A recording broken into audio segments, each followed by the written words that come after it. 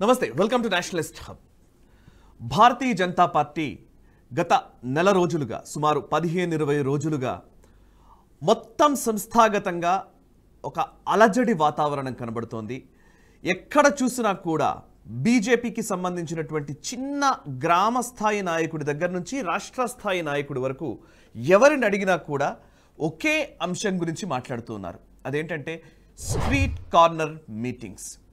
ప్రజా గోస, బీజేపీ భరోసా ఈ పేరిట ప్రతి గ్రామంలోనూ స్ట్రీట్ కార్నర్ మీటింగ్స్ జరుగుతూ ఉన్నాయి. దీనికి సంబంధించి ఒక నెల రోజులుగా నేను అక్కడక్కడ జరుగుతున్న ఈ సమావేశాల గురించి ఆరా తీసే ప్రయత్నం చేస్తూ ఉన్నాను. కొన్ని సమావేశాల్లో అక్కడ మాట్లాడిన తీరుతెన్నుల గురించి కావచ్చు, బీజేపీ చేస్తున్న ప్రయత్నం కావచ్చు, తదనంతరం ఫాలో అప్ యాక్టివిటీగా అక్కడ నెలకొన్న వాతావరణం కావచ్చు, ఇవన్నిటినీ కూడా కొంత విశ్లేషించే ప్రయత్నం చేస్తూ ఉన్నాను.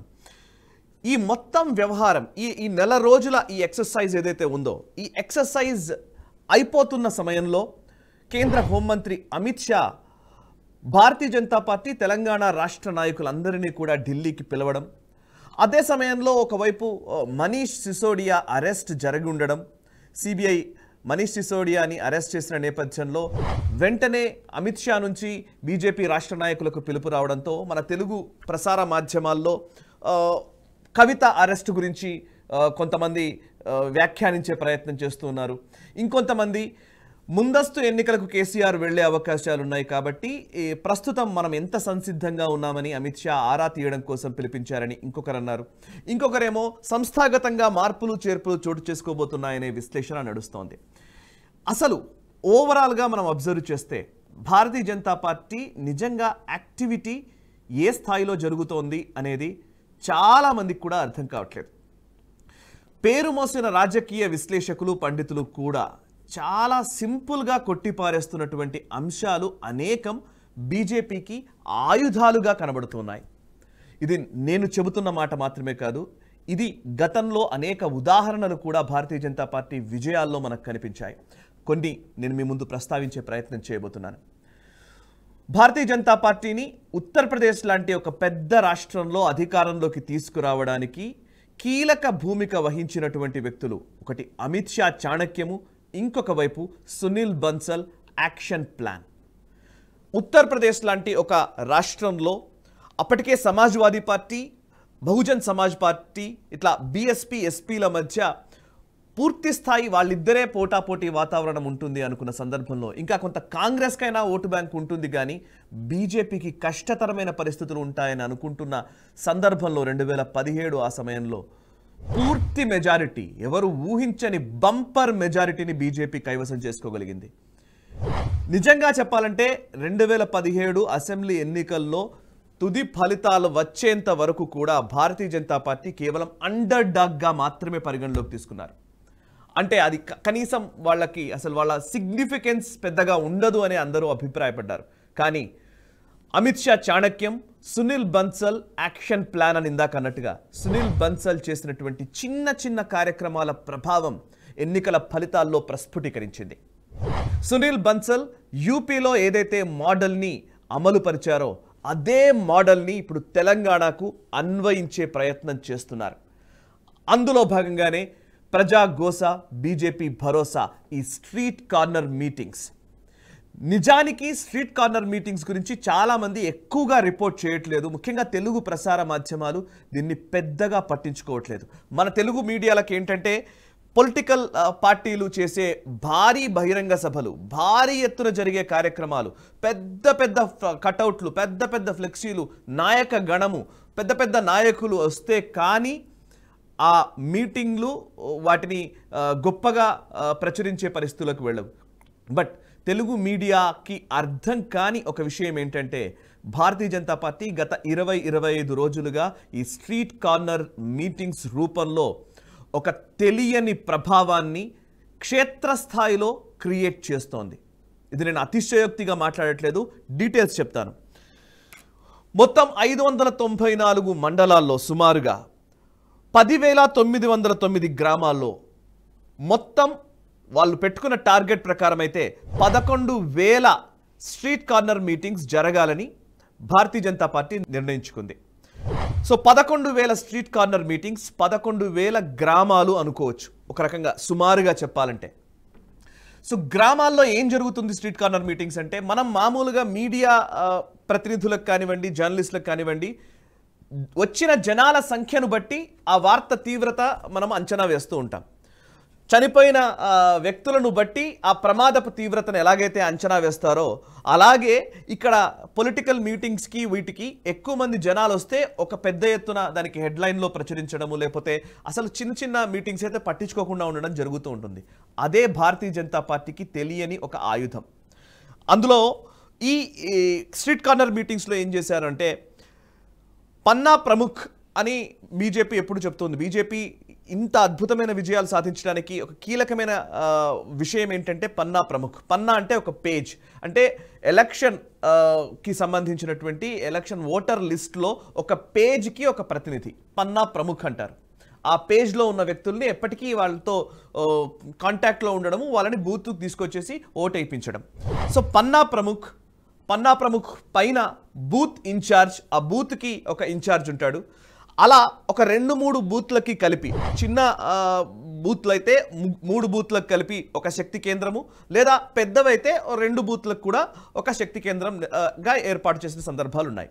సో ఒక 2-3 బూత్లకి అంటే ఆల్మోస్ట్ సుమారు 2,000 నుంచి 3,000 మంది ఓటర్లకు ఒక శక్తి కేంద్రం ఇన్ఛార్జ్ అని చెప్తారు. సో ఇప్పుడు ఈ మీటింగ్స్ శక్తి కేంద్రాల ఆధ్వర్యంలో కూడా జరుగుతున్నాయని మనం అనుకోవచ్చు. ఎందుకంటే ఒక శక్తి కేంద్రం ఇన్ఛార్జ్తో ఈ కార్యక్రమాన్ని నిర్వహించాలనే ఒక ప్రయత్నం. అండ్ అంతేకాదు ఆ 2-3 వేల మందికి ఆ శక్తి కేంద్రం ఇన్ఛార్జ్ని నాయకుడిగా బీజేపీ రాష్ట్ర నాయకత్వం ఎండార్స్ చేసే ఒక ప్రక్రియ. చాలా క్లియర్గా గమనిస్తే గ్రామాల్లో ఇప్పటి వరకు అసలు తెలంగాణ లాంటి రాష్ట్రంలో అయితే భారతీయ జనతా పార్టీ కొన్ని పార్లమెంట్ నియోజకవర్గాల్లో ఎలాగైతే ఎక్కడైతే గెలిచిందో అక్కడ కాకుండా మిగతా నియోజకవర్గాల్లో ప్రతి గ్రామంలో భారతీయ జనతా పార్టీ జెండా ఎగరవేయడమో, భారతీయ జనతా పార్టీకి సంబంధించిన గుర్తు పదే పదే అక్కడికి వెళ్ళడమో, నాయకులు ఖచ్చితంగా బీజేపీ కోసమని మాట్లాడడమో చాలా అరుదుగా జరుగుతూ ఉంటుంది. సో అరుదుగా ఉన్నటువంటి ఆ వాతావరణాన్ని ఒక సుస్థిరం చేయాలి, దాన్ని ఇంకొంచెం పెంచాలనే ఉద్దేశంతో ఈ స్ట్రీట్ కార్నర్ మీటింగ్ ఏర్పరిచారు. అది అద్భుతంగా జరిగింది. గ్రామాల్లో శక్తి కేంద్రం ఇన్ఛార్జీలు వాళ్ళు ఒక సమావేశాన్ని ఏర్పాటు చేసి 50 మందా, 100 మందా, 200 మందా నంబర్తో సంబంధం లేదు, ఉన్న ఆ పార్టీ జనాలకి బీజేపీ కేంద్ర నాయకత్వం ఏం చేస్తోంది, కేంద్ర ప్రభుత్వ పథకాలేంటి చెప్పడము, అండ్ ఇక్కడ తెలంగాణ రాష్ట్ర సమితి ఎక్కడ తప్పులు చేస్తోంది వాటిని ఎండగట్టడము, ఈ ప్రయత్నం మాత్రమే జరిగింది. సో శక్తి కేంద్రం ఇన్ఛార్జీలు ప్రతి స్ట్రీట్ కార్నర్ మీటింగ్లో సిగ్నిఫికెంట్ రోల్ పోషిస్తున్నారు. వాళ్ళనే రాష్ట్ర అధ్యక్షుడైన బండి సంజయ్ దగ్గర నుంచి ప్రతి నాయకుడు ఎండార్స్ చేస్తూ ఆ గ్రామాల్లో బీజేపీకి సంబంధించిన ఒక ప్రతినిధిగా, యాక్టివ్ పార్టిసిపెంట్గా ఆయనని ప్రజలకు పరిచయం చేస్తూ ఉన్నారు. ఇదొక ప్రయత్నం జరిగింది ఈ స్ట్రీట్ కార్నర్ మీటింగ్ వల్ల. అండ్ అంతేకాదు శక్తి కేంద్రం ఇన్ఛార్జ్ మాట్లాడతారు. గెస్ట్ స్పీకర్స్ ఒక 800 మందిని నిర్ధారించి, ఒక 800 మంది గెస్ట్ స్పీకర్స్ రాష్ట్ర స్థాయిలో ఉన్నవాళ్ళు కావచ్చు, జిల్లాల స్థాయిలో ఉన్నవాళ్ళు కావచ్చు, వాళ్ళందరూ కూడా ఈ స్ట్రీట్ కార్నర్ మీటింగ్స్లో పాల్గొంటూ ఉన్నారు. సరే, నంబర్ చూస్తే ఒక స్ట్రీట్ కార్నర్ మీటింగ్లో ఒక దగ్గర 50 మందే ఉండవచ్చు, ఒక దగ్గర 100 మంది ఉండవచ్చు, ఒక దగ్గర 200, 300 మంది రావచ్చు. బట్ యావరేజ్గా తీసుకున్నా కూడా ఒక 100 మంది ఒక స్ట్రీట్ కార్నర్ మీటింగ్లో పాల్గొన్నారని అనుకున్నా మొత్తం 10,000 స్ట్రీట్ కార్నర్ మీటింగ్స్ జరుగుతున్నాయి. 10,000 × 100 సుమారుగా 10 లక్షల మంది జనాలకి ఈ 20 రోజుల వ్యవధిలో భారతీయ జనతా పార్టీ పూర్తి ఆర్గనైజేషన్ రీచ్ అయింది. అండ్ ఆర్గనైజేషన్లోని చిన్న స్థాయి నాయకుడి దగ్గర నుంచి పై స్థాయి నాయకుడి వరకు యాక్టివ్గా ఈ స్ట్రీట్ కార్నర్ మీటింగ్స్లో పార్టిసిపేట్ చేశారు. అండ్ అంతేకాదు 10 లక్షల మందికి రీచ్ అయ్యారని చెప్పాను. మనం అబ్జర్వ్ చేస్తే రాష్ట్ర స్థాయిలో ఒక వార్త ఎప్పుడవుతుంది అంటే, ఏ కొంగర కలాన్ లాంటి ఒక సభ నిర్వహించినప్పుడు టీఆర్ఎస్ అధినేత కేసీఆర్ 10 లక్షల మందిని సమీకరిస్తున్నామని ప్రకటించిన సందర్భాలు. అంటే రాష్ట్రం మొత్తం ఒక దగ్గర కేంద్రీకృతం అయ్యే ఒక ప్రయత్నం చేసింది టీఆర్ఎస్ పార్టీ గతంలో. అట్లాంటి సమావేశాలు అనేకం నిర్వహిస్తూ ఉంటారు. అయితే 10 లక్షల మంది వచ్చారా అంటే రాకపోవచ్చు, 2 లక్షలో, 3 లక్షలో, 4 లక్షలో, 5 లక్షల మంది వచ్చినా ఎక్కువే. బట్ రాష్ట్రం మొత్తం సమీకరించబడి ఒక దగ్గర ఒక రోజు నిర్వహించే కార్యక్రమానికి ఉండే ప్రాధాన్యతకి నెల రోజుల పాటు ఒక యాక్టివిటీగా 10 లక్షల మందికి రీచ్ అయ్యే యాక్టివిటీకి చాలా డిఫరెన్స్ ఉంటుంది. అదే భారతీయ జనతా పార్టీ చేసింది. అండ్ భారతీయ జనతా పార్టీ ఇది చాలా సిగ్నిఫికెంట్గా విజయం సాధించింది దీంట్లో అనేది నా అంచనా. అండ్ ఇదొక రీచ్ పరంగా ఇదొక అంశం అయితే, మరొక అంశం ఏంటంటే గ్రామాల్లో ఒక వాతావరణం బిల్డ్ అయింది. ఇంతకుముందు కేవలం రాష్ట్ర నాయకులు, అధికార ప్రతినిధులు, మీడియా చర్చల్లో పాల్గొనే వాళ్ళు, లేకపోతే ఏదైనా సభలు సమావేశాల్లో మాట్లాడే సీనియర్ నాయకులు మాత్రమే కేంద్ర ప్రభుత్వ పథకాల గురించి లేదా రాష్ట్ర నాయకత్వం లేదా అధికార పార్టీ తప్పిదాల గురించి వ్యాఖ్యలు చేసేవాళ్ళు. ఇప్పుడు గ్రామ స్థాయిలో ఉండే ఒక చోటా నాయకుడు కూడా, శక్తి కేంద్రం ఇన్ఛార్జ్తో సహా చిన్న స్థాయి నాయకులు కూడా ఆ పర్టికులర్ ప్రోగ్రామ్కి సంబంధించి స్ట్రీట్ కార్నర్ మీటింగ్ నేపథ్యంలో అసలు ఏం మాట్లాడాలి, ఎలా మనల్ని మనం పోర్ట్రై చేసుకోవాలి, ఎలా మనం ప్రజల్లోకి వెళ్ళాలనే ఒక సంసిద్ధత ఈ యాక్టివిటీ ద్వారా సాధించగలిగింది భారతీయ జనతా పార్టీ. ఇదే సునీల్ బన్సల్ అసలైన చాణక్యం. ఆయన వ్యూహం ఏంటి అంటే, ఫస్ట్ యాక్టివిటీ గ్రామ స్థాయిలో జరగాలి, బేస్ స్ట్రాంగ్ చేసే ఒక ప్రయత్నం సునీల్ బన్సల్ చేస్తున్నారు. అందులో మొదటి అడుగు ఈ street corner meetings. Number 3, organization పూర్తిగా యాక్టివ్ అయిపోయిన పరిస్థితి భారతీయ జనతా పార్టీలో మనం చూస్తూ ఉన్నాం. అండ్ అంతేకాదు, పైనున్న నాయకులు మాట్లాడడమే కాదు, కింద స్థాయిలో ఉండేవాళ్ళు కూడా చాయ్ పే చర్చ అని మోదీ 2014 టైంలో ఎలాగైతే ఒక చర్చను ఏర్పాటు చేశారో, చాయ్ పే చర్చ అని చాలా సింపుల్గా తీసివేసేవాళ్ళు. బట్ నిజంగా ఎక్కడైతే ఓట్లు, ఎక్కడైతే భావజాలము, ఎక్కడైతే ఒక అభిప్రాయము బదిలీ అవుతూ ఉంటుందో, చర్చల రూపంలో జరుగుతూ ఉంటుందో, అది రచ్చబండలు, లేకపోతే చిన్న చిన్న టీ స్టాల్స్, లేకపోతే చిన్న చిన్న గ్రామ స్థాయిలో ఉండే అరుగుల పైన జరిగే చర్చలే. బట్ దాని ప్రభావం చాలా తీవ్రంగా ఉంటుంది.